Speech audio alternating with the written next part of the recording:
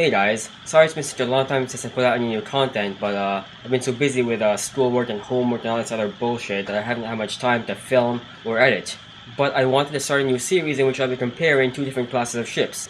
And what better way to start it than Yamato versus Iowa. So in this part, I'll be dealing with things like machinery performance, turning, like maneuverability, anti-aircraft capability, aircraft capability, and intelligence. So first off, machinery. Now the most commonly given top speed for Yamato is 27 knots. However, in this documentary that I'm showing under the Fair Use Agreement, a former crew member of Yamato explicitly states that she reached 28 knots at one point because of her bulbous bow, which helped reduce the water resistance against her.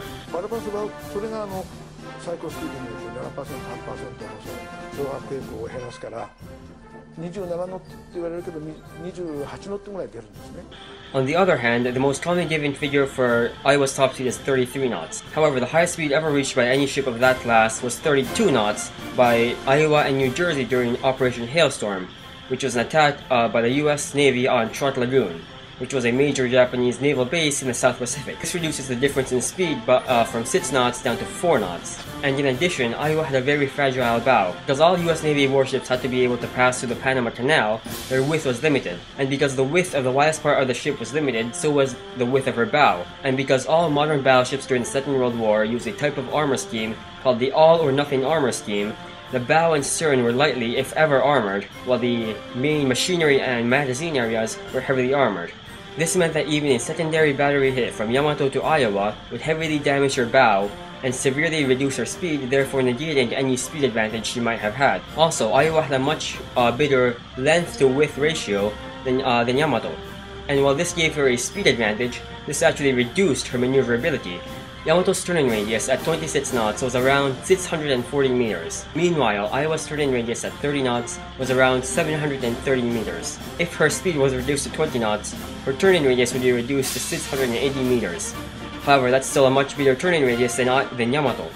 Now, while a ship's turning radius is rather irrelevant in a one-on-one battle, it is relevant when avoiding attack by aircraft or torpedoes. Which brings me to my next point. The aircraft complement of Yamato was up to 7 seaplanes of the both observational and reconnaissance type. They were both lightly armed with at least defensive flexible machine guns and were capable of carrying several depth charges for use against submarines. On the other side, Iowa's aircraft complement was up to 4 Kingfisher seaplanes. They were capable of carrying a few more depth charges. However, there were almost twice as many seaplanes on Yamato than Iowa. As for anti-aircraft artillery, Yamato carried over 150 dedicated anti-aircraft barrels. Most of them were the 25mm Type 96 anti-aircraft gun. Now on paper, the fire rate for this gun was a little over 250 rounds per minute. However, effectively, the rate of fire was around 130 rounds per minute because they had magazines that had to be loaded and unloaded. As for Iowa, she carried around 130 barrels of both 20mm and 40mm.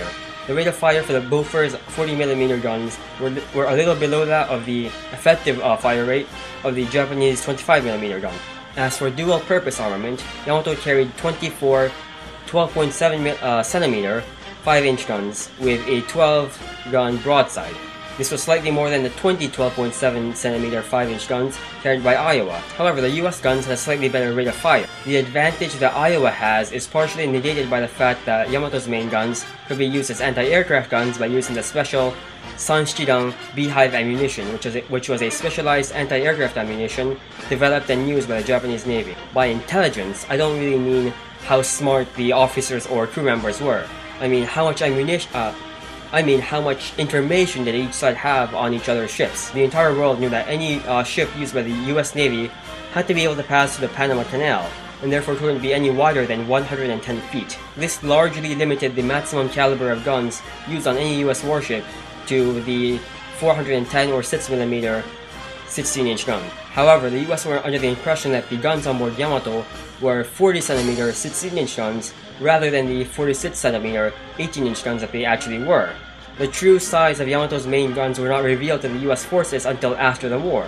This means they may have tried to go up close rather than stay afar, like many modern historians believe they might have done. And especially at close range, Yamato's main guns are far superior to those carried by Iowa. So next time, which I hope will be within 1 or 2 weeks, we'll talk about more interesting stuff like fire control, damage control, radar, optics, all that good stuff. Until then, thanks for watching, and I'll see you guys later.